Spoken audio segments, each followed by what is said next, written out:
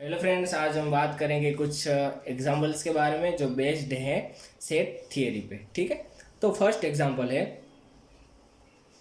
ए set दिया है, उसमें लिखा है X where X is an integer and -3 less than equal to X less than equal to 7, right in roster form. ठीक है, तो इसको हमें किस में लिखना है? तो इसको हमें लिखना है रोस्टर फॉर्म में। तो सिंपल है, तो रोस्टर फॉर्म में लिखना है तो हमें क्या करना पड़ेगा, एक सेट बनाना है। तो कोई भी एक सेट ले लेते हैं ए। यहाँ पे क्या दिया है, एक्स दिया है। एक्स क्या है? तो एक्स है वो इंटीजर है। ठीक है, तो इंटीजर में कौन सी आती है? तो इंटीजर में आती है माइनस डट डट डट, अगर बोलूँ 3 2 -1 0 1 2 3 अप टू चलती जाती है। ठीक है, तो ये सभी इंटीजर में आती है। पर यहाँ पे कंडीशन दी है, कितने आने चाहिए? -3 और 7 से आने चाहिए, यानी कि -3 भी आना चाहिए क्योंकि यहाँ लेस देन इक्वल टू है, और यहाँ भी 7 आना चाहिए। ठीक है, तो -3 और -7 दोनों आने चाहिए, और x इनके बीच का भी आना चाहिए। तो कितने आएंगे? तो -3 आएगा, -2 आएगा, -1 आएगा, 0 आएगा, 1 2 3 4 5 6 एंड 7। ठीक है, तो इसको रोस्टर फॉर्म में लिखना था, तो रोस्टर फॉर्म यहाँ पे सिंपली मिल गया। ठीक है, फिर नेक्स्ट में जाते हैं, all numbers less than 15 right in selector form. अब सिलेक्टर फॉर्म है, यानी कि इसको इस जैसे में लिखना है। तो कैसे लिखेंगे? तो यहाँ पे एक सेट ले लेते हैं, x वेयर x। ठीक है, x वेयर x क्या है? तो के ऑल नंबर्स है। अब ऑल नंबर को कैसे रिप्रेजेंट कर सकते हैं? तो आपको पता है n है नेचुरल नंबर है, z है इंटीजर है। ठीक है, फिर इरेशनल नंबर आते हैं, तो r है ना, वो सारे रियल नंबर्स आते हैं। ठीक है, रियल नंबर्स, तो रियल नंबर का आप ऑल नंबर भी बोल सकते हैं। तो x बिलोंग्स टू r यानी ऑल नंबर्स। तो x कैसा है? तो x है r में आता है, तो x है वो r का एक एलिमेंट है। तो एलिमेंट कौन सा है? तो r का जो एलिमेंट है वो है x। तो जहां पे लेस देन, यहाँ पे हमने ऑल नंबर ये वाली कंडीशन लिख दी, फिर लेस देन 15, तो x लेस देन 15। ठीक है, तो बस इतना ही आपको लिखना था, दो कंडीशन आपने लिख दी। तो बस ये दोनों एग्जांपल यहाँ पे थे। नेक्स्ट है अपना, इफ हमें यहाँ पे 3 सेट दिए हैं ए बी एंड सी, फिर हमें क्या फाइंड आउट करना है? हमें फाइंड आउट करना है ए यूनियन ब्रैकेट में बी यूनियन सी। ठीक है, तो आपको अगर ऐसा एग्जांपल है तो सबसे पहले आपको ब्रैकेट वाला फाइंड आउट करना है। तो सबसे पहले ब्रैकेट वाला कीजिए, तो बी यूनियन सी। ठीक है, तो बी यूनियन सी क्या आएगा? तो जो बी में भी है और सी में भी है। ठीक है, तो बी में भी है सी में भी, यानी 2, फिर आएगा 3, फिर आएगा 4, फिर आएगा 5, फिर आएगा 6, फिर आएगा 7, फिर आएगा 8। तो जो बी में भी है और सी में भी है, तो सभी हमने लिख लिए, दोनों में थे वो। ठीक है, आपको एक एक बार ही लिखना है। फिर क्या फाइंड करना है? A union B union C. तो ए यूनियन है ब्रैकेट में बी यूनियन सी का, तो इसमें भी है और इसमें भी, यानी इसमें भी आ रहा है और ए में भी आ रहा है। तो कितने आएंगे? तो 1 आएगा, 2 आएगा, 3 आएगा, 4 आएगा, 5 6 7 8। ठीक है, तो ये भी एक सिंपल एग्जांपल था। नेक्स्ट एग्जांपल है अपना, if S is the set of all prime numbers M. क्या है? तो एम है, इसको आप ऐसे भी लिख सकते हैं। ठीक है, तो एक्स वेयर एक्स क्या है? तो 0 से 9 तक है। एग्जिबिट, तो हमें क्या फाइंड आउट करना है? एम माइनस एस छेद, या फिर आप बोल सकते हैं इसको एस इंटरसेक्शन एम। ठीक, तो ये हमें फाइंड आउट करना है। सबसे पहले हम क्या फाइंड आउट करेंगे? ब्रैकेट वाला करेंगे। तो ब्रैकेट वाला क्या है? यहाँ पे ये है ब्रैकेट वाला। ठीक है, तो उससे पहले तो हम दोनों के सेट लिख लेते हैं। ठीक, तो सेट लिखते हैं, तो एस क्या आएगा? तो एस आएगा प्राइम नंबर्स। और प्राइम नंबर्स कौन से हैं? तो प्राइम नंबर्स वो हैं कि जो खुद के टेबल में आते हैं, दूसरों के टेबल में नहीं आते। ठीक है, तो वो प्राइम सेट है। तो यहाँ पे अगर मैं बात करूँ तो 2 है, 3 है, 5 है, ठीक है, 6 नहीं है, 7 है, फिर 11 है। तो ये सारे हैं प्राइम नंबर है। क्योंकि ये खुद के टेबल में आएंगे, दूसरों के टेबल में नहीं आएंगे। फिर m, तो m क्या है यहाँ पे, m है 0 से 9 तक, ठीक है। तो 0 1 2 से 9 तक है, ठीक है। फिर दोनों हमें मिल गए सेट, तो हम क्या फाइंड करेंगे, सबसे पहले s intersection of m, x intersection m find करेंगे।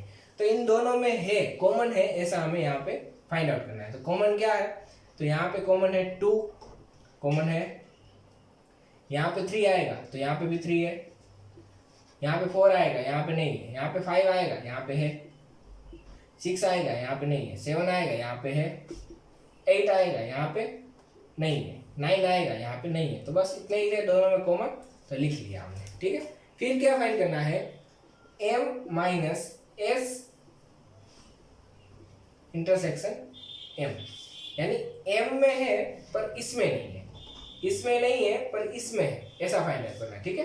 तो 0 है तो इसमें नहीं है, तो 0, 1 है, 1 है, इसमें नहीं है, 2 है तो इसमें है, नहीं लिखेंगे, 3 इसमें है, इसमें भी है, नहीं लिखेंगे, 4 यहाँ पे है, यहाँ पे नहीं है, 5 है, 6 लिखेंगे, 7 नहीं लिखेंगे, 8 लिखेंगे, और यहाँ पे लिखेंगे 9। जो m में था पर इसमें नहीं था, जैसा हमने यहाँ पे लिख दिया। तो ये भी एग्जाम्पल सिंपल था। यहाँ पे नेक्स्ट एग्जाम्पल है, in a class 60 students took mathematics and 30 took physics.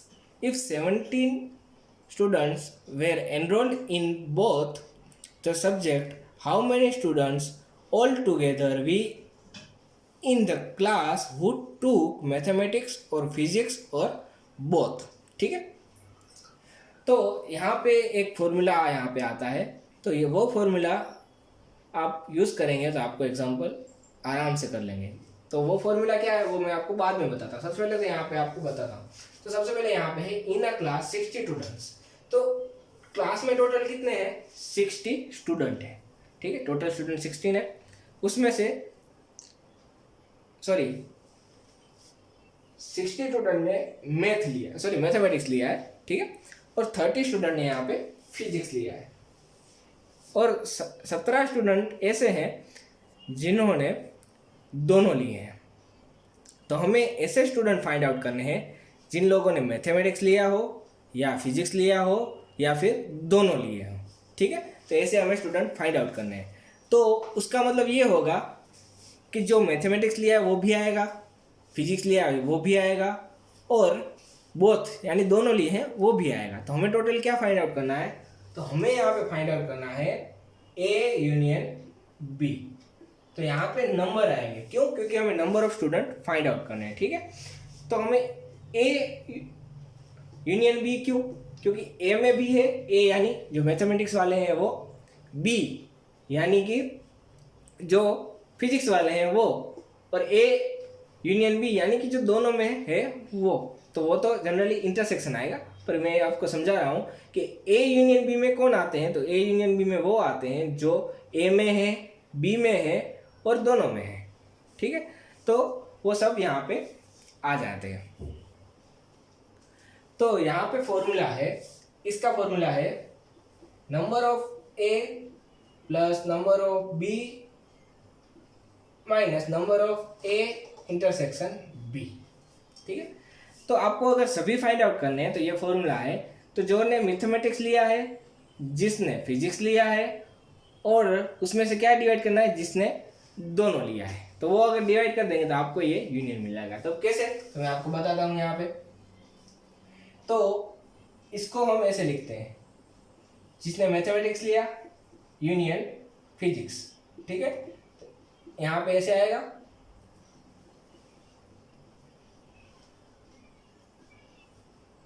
ठीक। तो हमें ये फाइंड आउट करना है कि जिसने मैथमेटिक्स लिया हो, फिजिक्स लिया हो और दोनों लिए, ठीक है। तो ये हमें यहाँ पे फाइंड आउट करना है। तो यहाँ पे मैथमेटिक्स लिया है, तो मैथमेटिक्स कितने लिया है, तो 60 स्टूडेंट ने मैथमेटिक्स लिया है, तो एन एम यानी कितना आएगा, 60 आएगा। फिर फिजिक्स कितने ने लिया है, तो फिजिक्स लिया है 30 स्टूडेंट ने लिया है। तो ये नंबर ऑफ एलिमेंट्स या नंबर ऑफ स्टूडेंट के लिए, ठीक है। फिर दोनों लिया है यानी M इंटरसेक्शन P। क्यों? क्योंकि दोनों ने लिया है तो दोनों में कॉमन आएंगे, ठीक है। तो दोनों में अगर वो कॉमन है, दोनों ने लिए हैं, तो हम इसको M इंटरसेक्शन P से डिनोट करते हैं। तो कितने आएंगे यहाँ पे? 17 आएंगे। तो बस आप इसमें वैल्यू पुट कर दीजिए।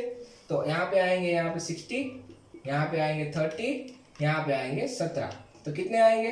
90 माइनस 17 यानी 73, ठीक है। तो 73 स्टूडेंट ऐसे हैं कि जिन्होंने मैथमेटिक्स लिया है, फिजिक्स लिया है और दोनों यहाँ पे लिया है।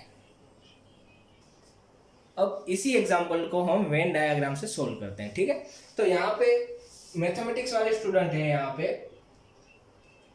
60 है, फिजिक्स वाले हैं यहाँ पे 30 है, दोनों, तो दोनों ने जो कॉमन है मतलब दोनों ने लिया है, तो उसका मतलब है M इंटरसेक्शन P।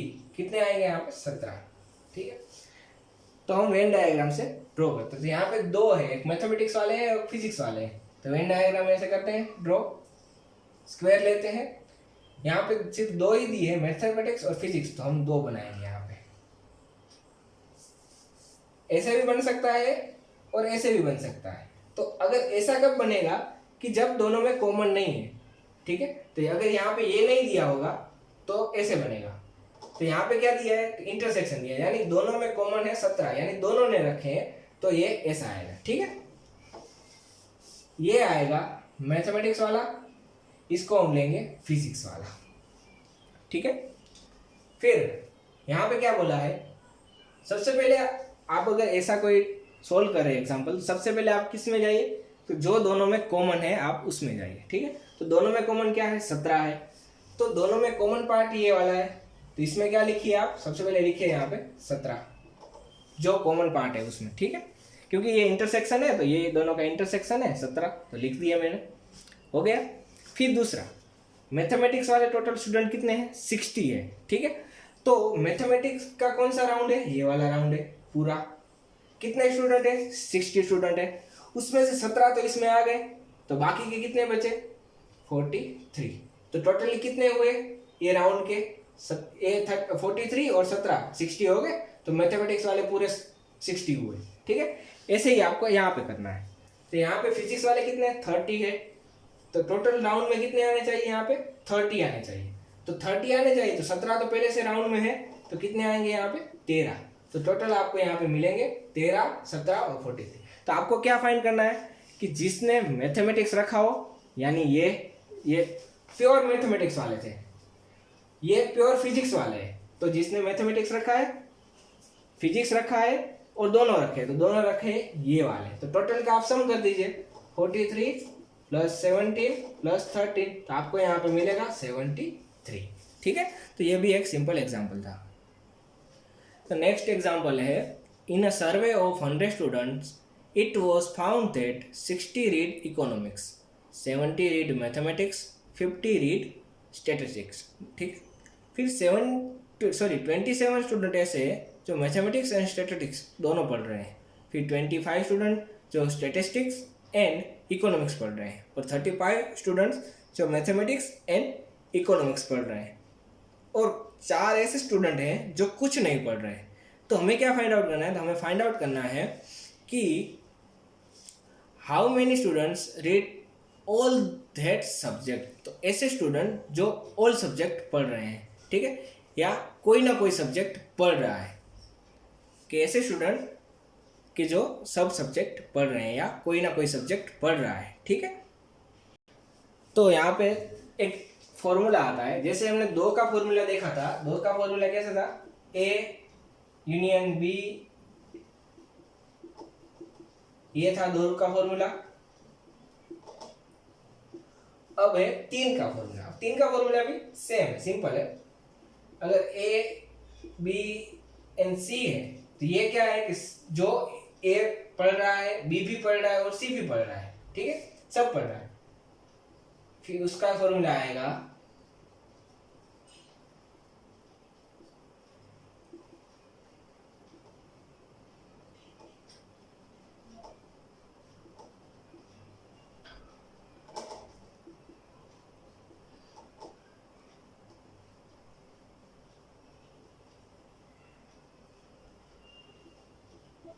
ठीक है। तो ये उसका फॉर्मूला आएगा। तो बस इस फॉर्मूले में हमें पुट करना है, तो सब वैल्यू पुट करेंगे तो हमें यहाँ पे आंसर मिल जाएगा। तो कैसे मिलेगा, तो यहाँ पे हर एक का एक हम लिख लेते हैं। तो सबसे पहले ये क्या है कि जो इसको थोड़ा हम मैथमेटिक्स, इकोनॉमिक्स और स्टैटिस्टिक्स में कन्वर्ट कर देते हैं, ठीक है। तो मैं थोड़ा इसको ऐसे लिखता हूँ।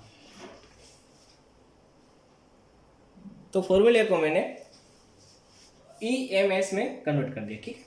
तो टोटल नंबर ऑफ स्टूडेंट कि जो इकोनॉमिक्स पढ़ रहे हैं, मैथमेटिक्स पढ़ रहे हैं और स्टैटिस्टिक्स तीनों पढ़ रहे हैं, तो तीनों पढ़ रहे हैं तो वो स्टूडेंट कितने हैं, तो सबसे पहले हम वो फाइंड आउट करेंगे, ठीक है।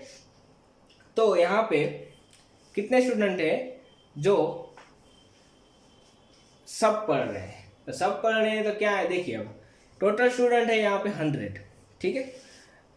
ये सब तो दोनों पढ़ रहे हैं, वो भी है, पर लास्ट में एक यहाँ पे चीज़ दी है 4, तो 4 read none.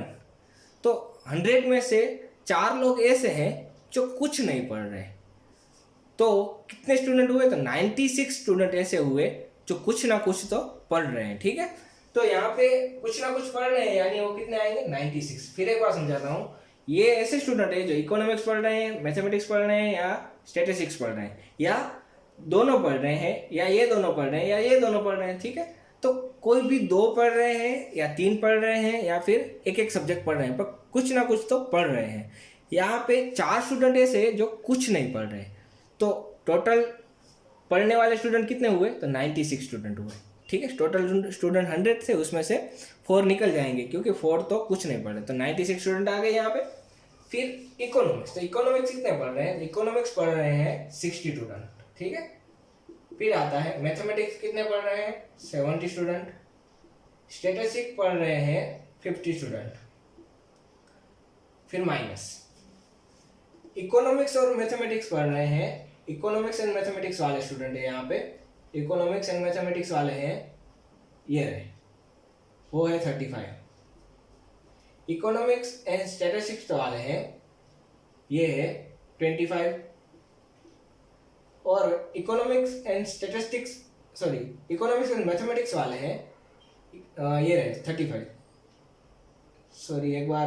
Economics and mathematics वाले मिल गए, economics and statistics, economics and statistics अब ये रहे 25, और मैथमेटिक्स एंड स्टैटिस्टिक्स ये रहा, मैथमेटिक्स ये रहे और स्टैटिस्टिक्स यानी 27, प्लस तीनों पढ़ रहे हैं। अब तीनों पढ़ रहे हैं वो तो हमें फाइंड आउट करना है कि कितने स्टूडेंट है जो ऑल देयर सब्जेक्ट मतलब तीनों पढ़ रहे हैं। तो यहाँ पे आएंगे, इसे लिख देते हैं, इसका मतलब होता है तीनों पढ़ रहे हैं, ठीक है। तो तीनों में जो कॉमन है यानी कि तीनों पढ़ रहे हैं, तो यहाँ पे हमें मिलेगा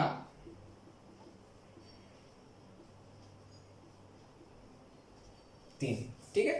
तो 3 स्टूडेंट ऐसे हैं जो तीनों पढ़ रहे हैं।